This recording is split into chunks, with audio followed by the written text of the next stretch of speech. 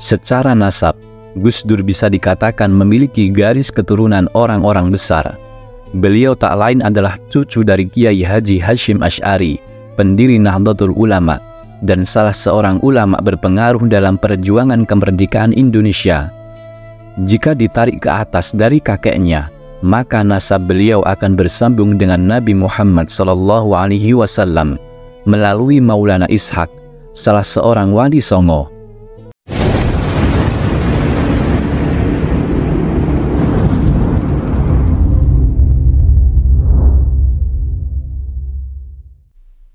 Assalamualaikum warahmatullahi wabarakatuh. Alhamdulillah. Allahumma salli ala Sayyidina Muhammad wa ala alihi wa sahbihi ajma'in. Sobat Kalam Karomah yang dimuliakan Allah, Kiai Haji Abdurrahman Wahid atau yang kerap disapa dengan panggilan Gus Dur lahir di Den Anyar, Jombang, Jawa Timur pada 4 Agustus 1940. Namun sebenarnya tanggal tersebut lahir dari kesalahpahaman, sebab sebagaimana dituturkan oleh keluarganya, beliau dilahirkan di bulan ke-8. Bulan yang dimaksud sebenarnya bukanlah berdasarkan kalender Masehi, namun kalender Hijriyah, sehingga yang tepat adalah bahwa beliau dilahirkan pada tanggal 4 Sya'ban tahun 1940, atau bertepatan pada tanggal 7 September 1940.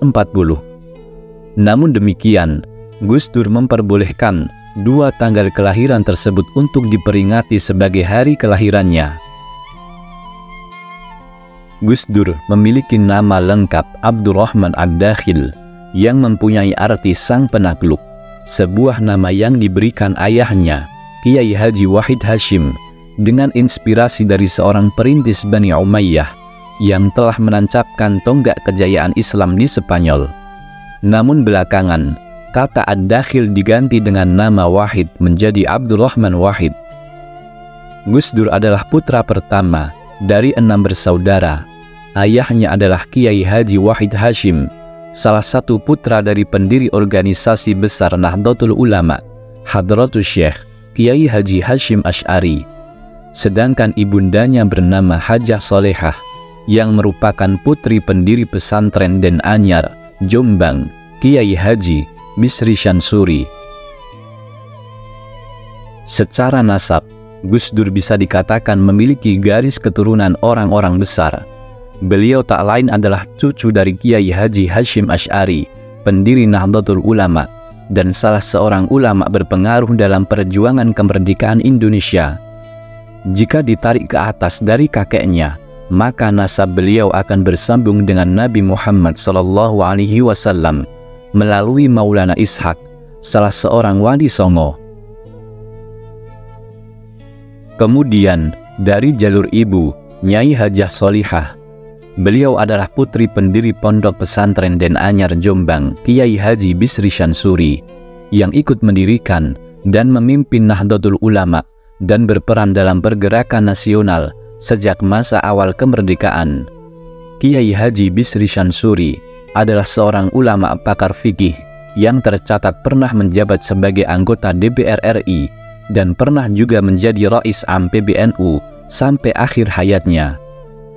Sejak masa kanak-kanak, Gus Dur mempunyai kegemaran membaca dan rajin memanfaatkan perpustakaan pribadi ayahnya.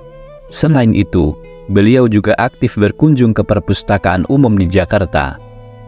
Pada usia belasan tahun, Gus Dur telah akrab dengan berbagai majalah, surat kabar, novel, dan berbagai macam buku. Di samping membaca, beliau juga hobi bermain bola, catur, dan musik. Bahkan, Kiai Haji Abdurrahman Wahid pernah diminta untuk menjadi komentator sepak bola di televisi. Kegemaran lainnya yang ikut juga melengkapi hobinya adalah menonton film di bioskop. Kegemarannya ini menimbulkan apresiasi yang mendalam dalam dunia film. Dan inilah sebabnya mengapa Gus Dur pada tahun 1986 sampai 1987 diangkat sebagai ketua juri Festival Film Indonesia. Kiai Haji Abdurrahman Wahid menikah dengan muridnya sendiri yang bernama Ibu Nyai Hajah Sinta Nuriyah.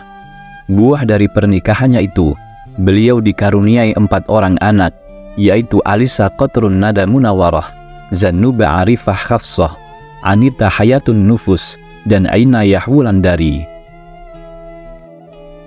Sobat Kalam Karomah yang dimuliakan Allah, pertama kali belajar, Gus Dur belajar mengaji dan membaca Al-Quran pada sang kakek, Hadratus Syekh Kiai Haji Hashim Asy'ari. Dalam usia 5 tahun, beliau telah lancar membaca Al-Quran. Sewaktu masih kecil, Gus Dur juga sudah mulai menghafal Al-Quran dan puisi dalam bahasa Arab.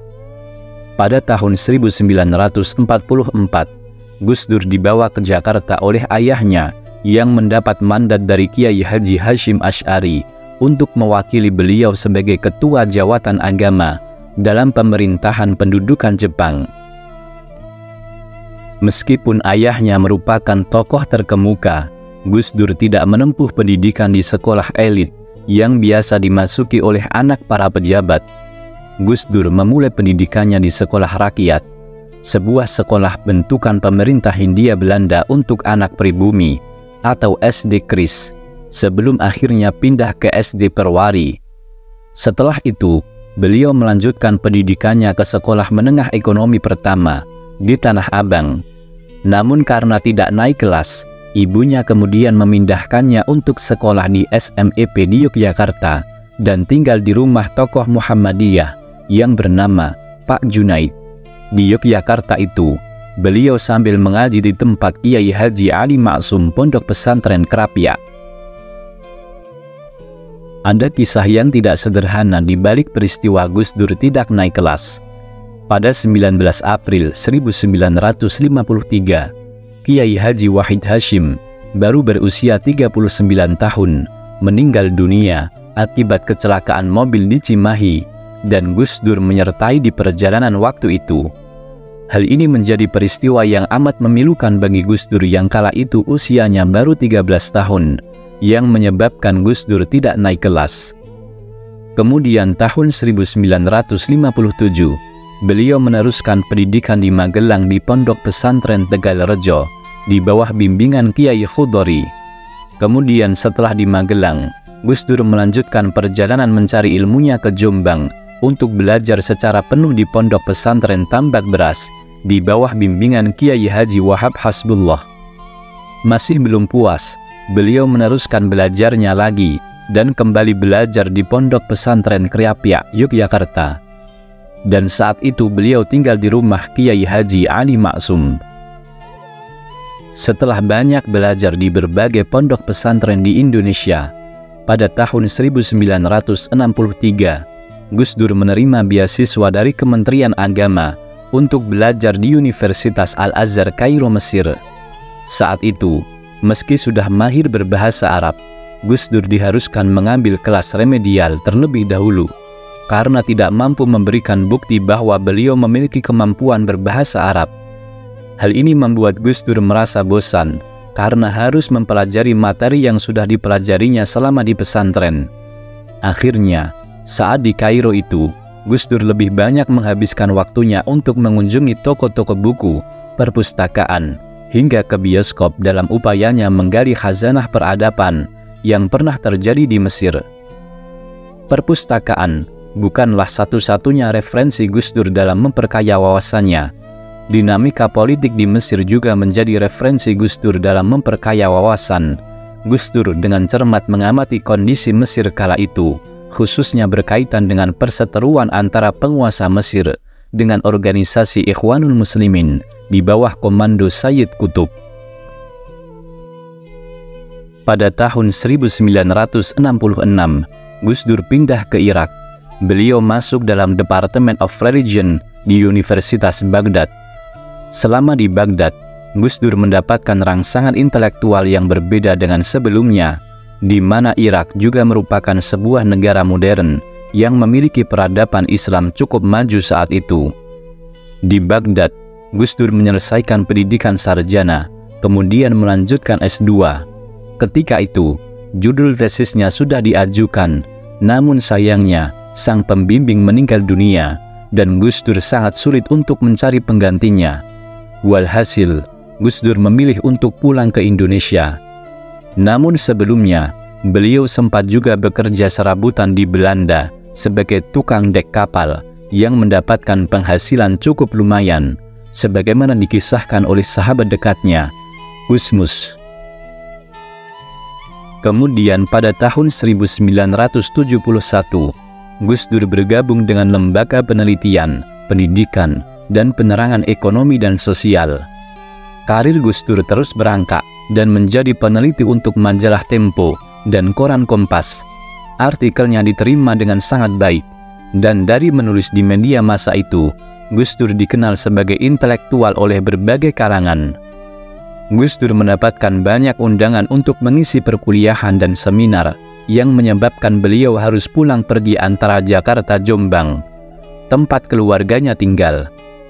Namun honorarium dari tulis-menulis artikel ini tidaklah mencukupi untuk menutupi biaya hidup keluarganya, sehingga Gus Dur dan sang istri sempat harus tetap berjualan es lilin dan kacang tanah untuk menambah penghasilan memenuhi kebutuhan sehari-hari. Sobat Kalam Karomah yang dimuliakan Allah, semasa hidupnya, sosok Gus Dur tentu memiliki banyak jasa-jasa. Yang pertama adalah mengembalikan NU ke khitah 1926. Saat menjadi ketua PBNU inilah di tahun 1984, NU menginisiasi gagasan kembali ke khitah 1926, di mana NU secara tegas memutuskan untuk tidak lagi terlibat secara kelembagaan dalam kegiatan politik praktis. Gus Dur memiliki sebuah penawaran yang sangat brilian tentang kembali ke khitah 1926 dengan meninggalkan gelanggang politik praktis. Kemudian yang kedua, membuat partai politik bersama tokoh-tokoh NU. Menjelang pertengahan 1998, Gus Dur dalam masa periode ketiga menduduki jabatan Ketua PBNU. Melihat situasi carut-marut negara ini mengharuskan NU turut andil dalam perpolitikan. Akhirnya Gus Dur menyetujui untuk membangun sebuah partai bersama para kiai. Didirikanlah PKB, Partai Kebangkitan Bangsa, bersama-sama tokoh NU lainnya sebagai wadah bagi masyarakat NU supaya bisa mengikuti pemilihan legislatif pada tahun 1999, dan akhirnya PKB bisa mengikuti pemilihan legislatif. Partai ini dinilai cukup kuat dan mewadahi berbagai aspirasi warga Nahdliyin.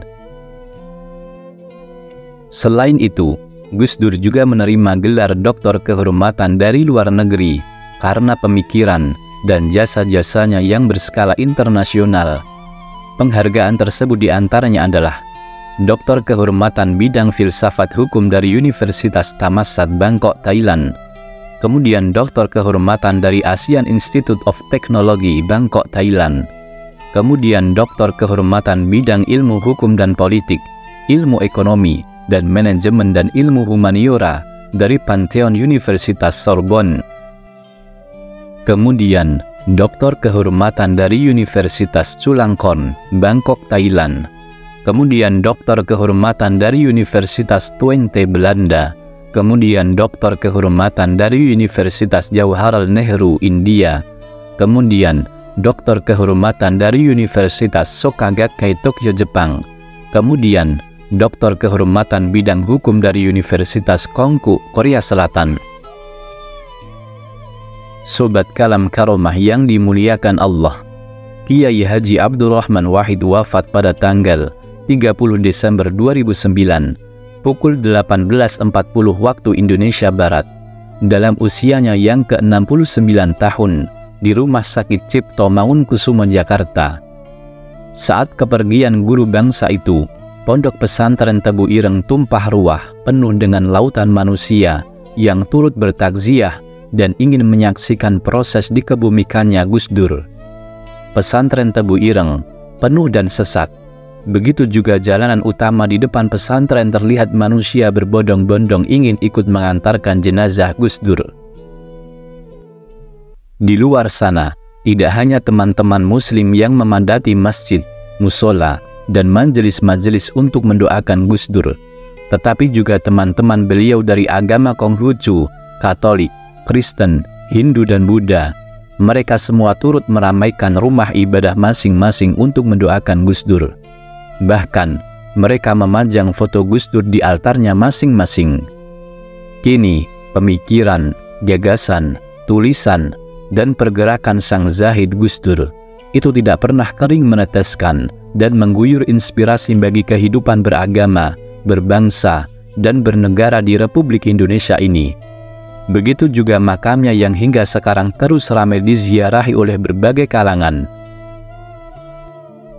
Sobat Kalam Karomah yang dimuliakan Allah, itulah perjalanan hidup kisah Kiai Haji Abdurrahman Wahid. Mari kita doakan, kirimkan Al-Fatihah untuk beliau. Semoga kisah ini bisa bermanfaat. Wallahu a'lam bishawab. Wassalamualaikum warahmatullahi wabarakatuh.